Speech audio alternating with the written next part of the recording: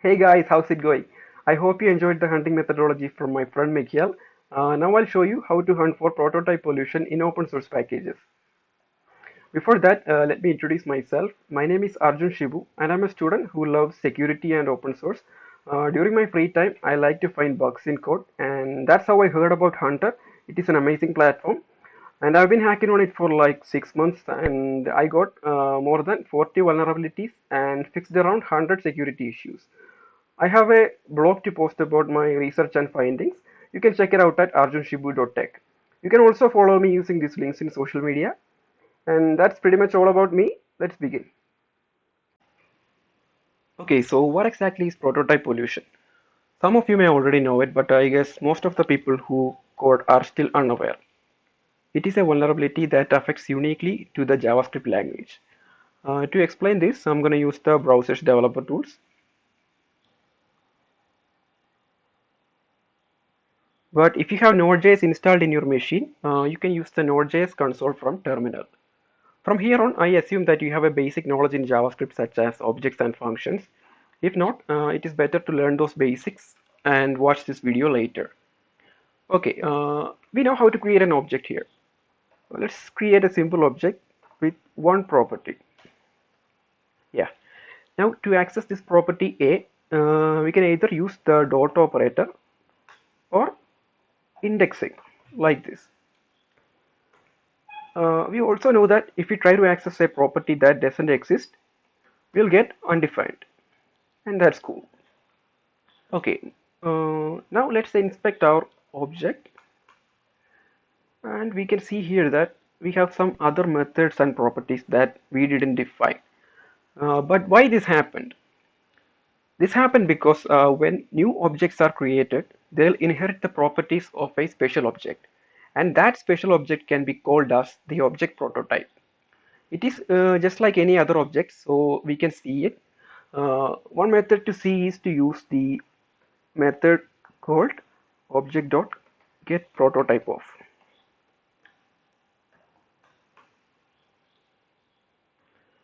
Yeah, what you see here is the prototype of our object obj. You can see that both of these things are the same. And if we give a number instead of our object, we get this back. And what if we give a character or a string? We get this thing back. And from this, we can assume that all the built-in data types in JavaScript have their own prototypes. And that's pretty cool, right? Uh, okay, let me introduce you some other way to access the object prototype. And one is to use this here, object.getPrototype. And other two ways are to use some special methods in our object called underscore underscore proto and obj.constructor and constructor.prototype. Yeah, all these things will give you the same result. Okay, but the thing is, like any other object, we can add or modify properties to it. Okay, for example, if you give object dot prototype dot sorry new and inspect our prototype, we can see that uh, our new property is now added to it. And but what happens? What happens if we try to modify an existing property, like toString here? We know that toString is a method that is used to convert some non-string values into strings. So if we give obj dot toString, we get a string back. This method here converted our object into a string. Okay, so as I said previously, what if we try to modify this toString to something else, maybe to a 1? And now if we try to access that function again, you may have probably guessed it, we get an error saying object dot toString is not a function. And that's obvious, right? It is expected. Okay, and let me create a function now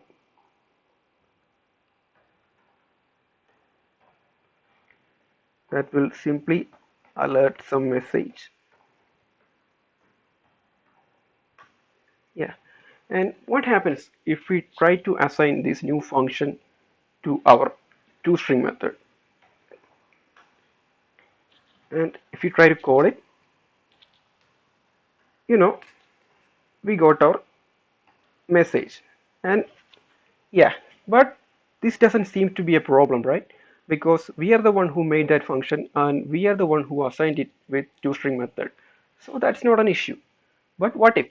What happens if a JavaScript code that someone else made allows users to modify object prototypes like this? And that is really bad because uh, it can introduce weird behaviors to the applications or that code. So that is called prototype pollution. Uh, by that I mean, if we are not taken care while coding in JavaScript, there is a chance that users can pollute the prototype and maybe completely break their application. In fact, this issue may seem very simple, but the impact here can be really critical. Since methods like toString are used widely in codes, modification of it may lead to denial of service. Also, depending on the application's business logic, there is even a chance of remote code execution. Yeah, now you know what is prototype pollution. Now let's see how to exploit this in action. For that, I'm going to use a vulnerable npm package called nested object assign. The package lives in this URL.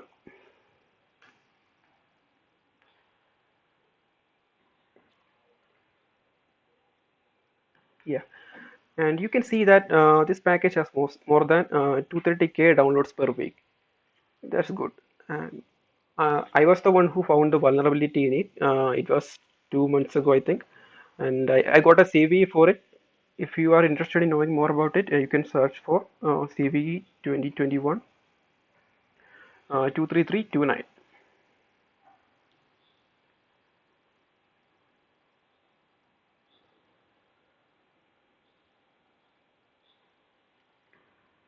This site has the complete explanation of the bug and how we can exploit it here. Yeah. But the issue is now fixed, and I was the one who fixed it also. Uh, to demonstrate how we can exploit this, I'm going to use an old version of it.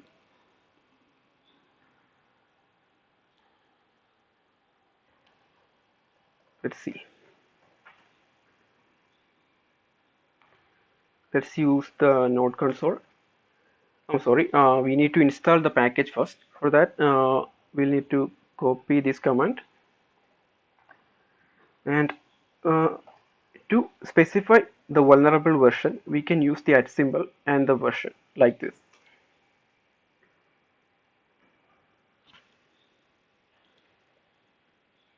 Okay, it is installed. Now let's use the console and let's import our package using the required function.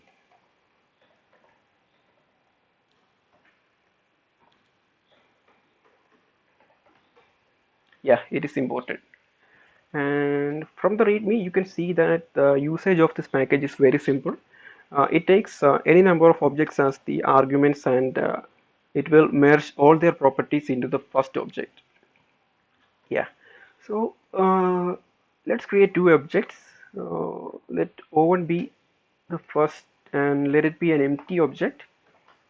And let's create another one with one property or maybe two.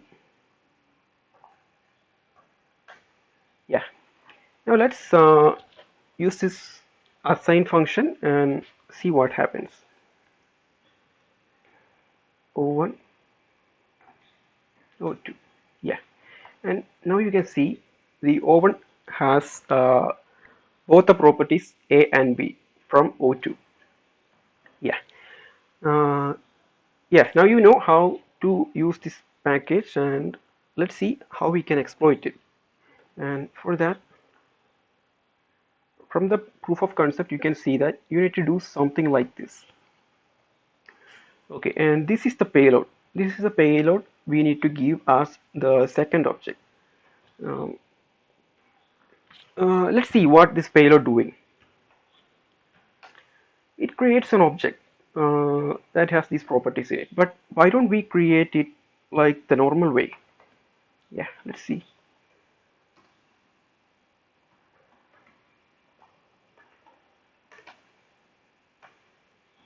You can see it returned nothing. It returned an empty object.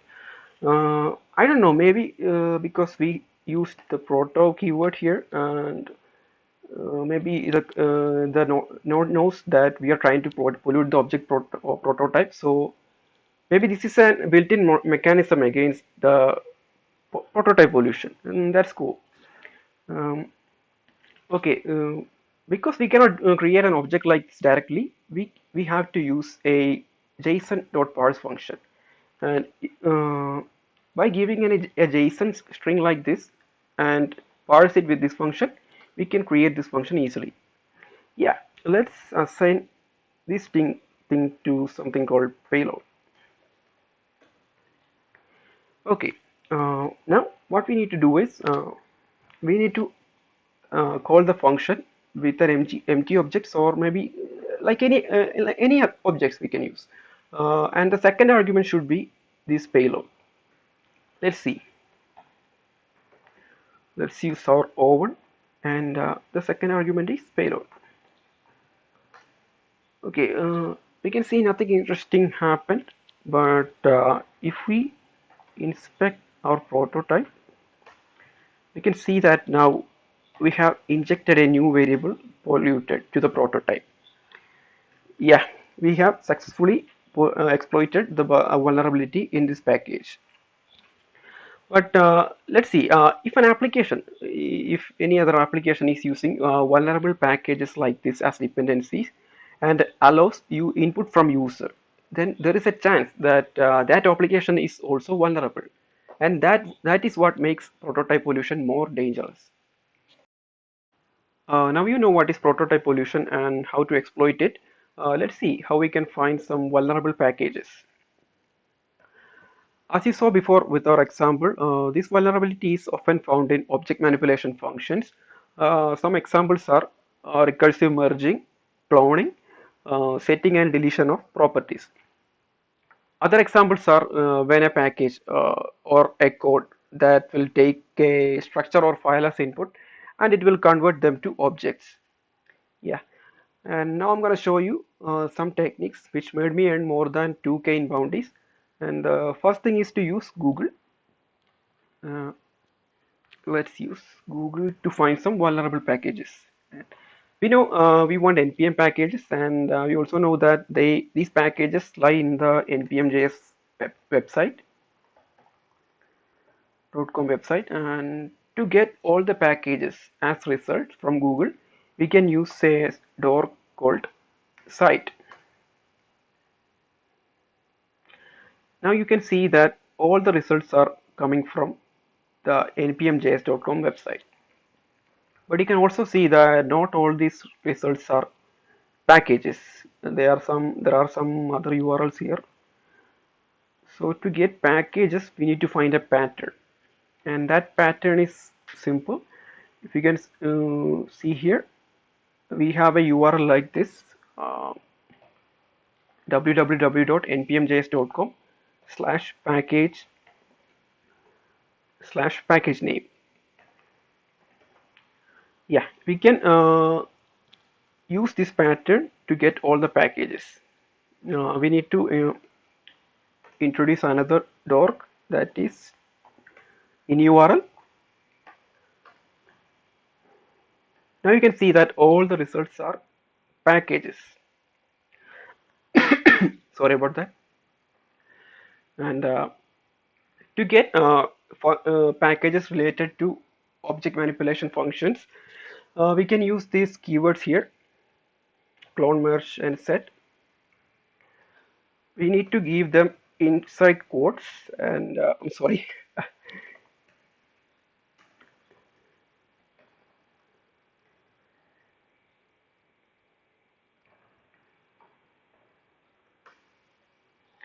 We can see that we got around or more than 6K results. Uh, Now it's just a matter of inspecting all these packages one by one and see if they are vulnerable. And that's how you use Google. Okay, another technique is to use the npm repository itself. Let's see.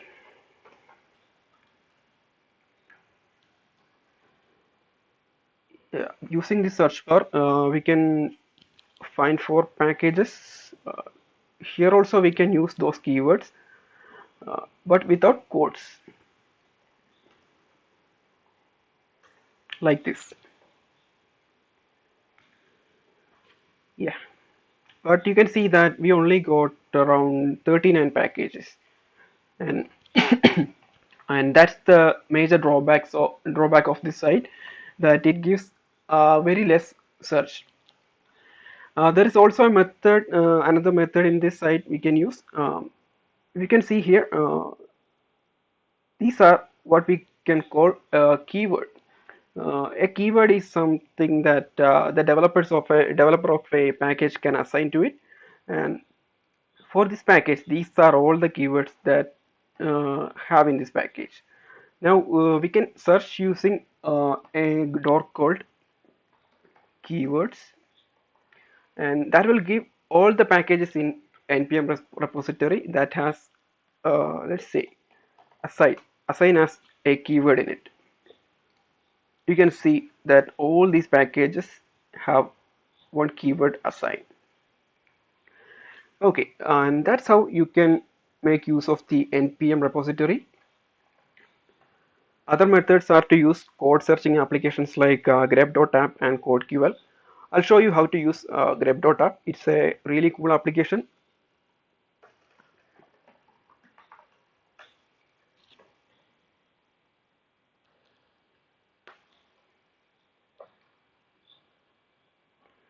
Yeah, with this application, we can search across the 500,000 of GitHub repos, not only GitHub but also GitLab, or any other Git repos. Okay, for example, if we give equals clone like this, we will get all the repos that calls a function named clone. But you can also see that it gives back some other languages like Python and C sharp. So we don't need that. We just need JavaScript. For that, we can filter only JavaScript and maybe TypeScript also. Okay, now we have all the JavaScript results, which calls a clone function. Okay, one cool thing about this application is their regular expression search feature. I like this feature very much, but to use it, you need to know the basic regular expression syntax. Uh, so if I want a function named merge or something, yeah, let's use merge. That has two or more arguments. We can give something like this, and you can see now we get more accurate results. Okay, let's see. Yeah, you see here, this function here looks vulnerable. Let's see. It calls extend.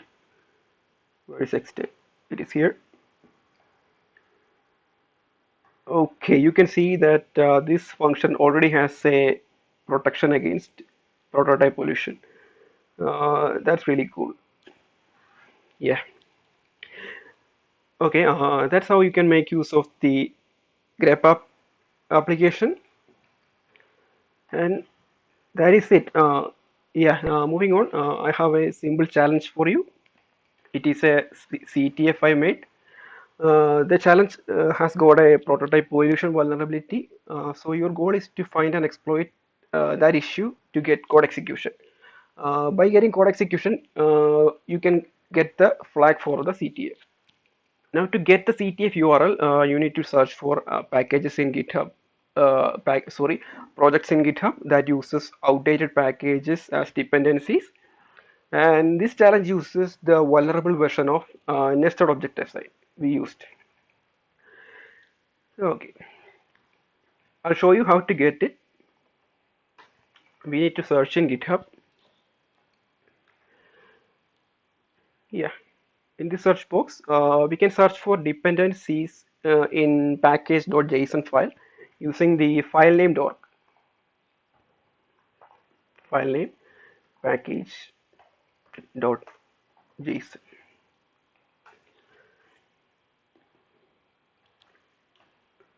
We got around 226 million results.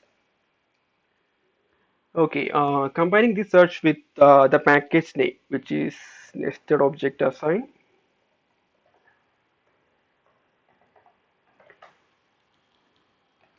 will give all the projects in GitHub that uses this package. There are some, but we need versions less than 1.0.4 as you see here because the 1.0.4 version is fixed. Okay, and if we filter with recently indexed, you can see my repo here, and that is the CTF repo. The CTF is hosted on this domain. It will be live for a few weeks. You can try it uh, and make sure to find the flag. And okay, moving to the next slide, we have some mitigation strategies for prototype pollution, so we can fix the issues. Uh, the mostly used option is to disallow those dangerous keywords like proto and constructor.prototype. Um, I'll show you this with an example, in a real life example.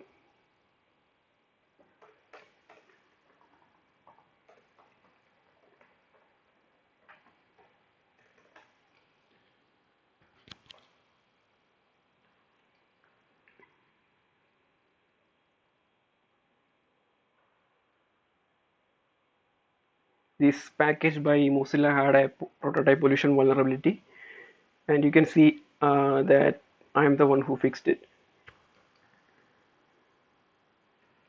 Yeah, you can see that this ignores or blacklists the keywords like prototype, constructor, and prototype.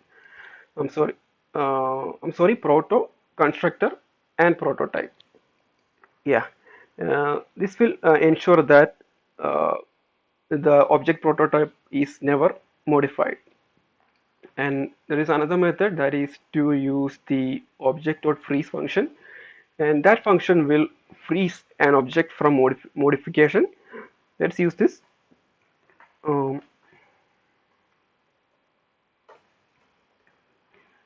and give the argument as the prototype. Okay, now it's frozen. So if we try to assign a new property, um,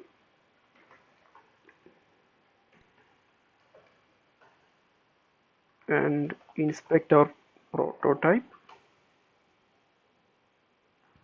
we can see that the property is not added.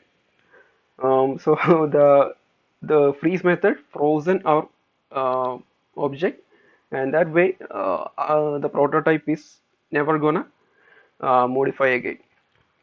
And yeah, that's pretty much it. If you are interested in knowing more about this vulnerability, there are some nice articles you can refer. Um, yeah, and I hope you learned something from this video. Thank you so much for watching. See you next time.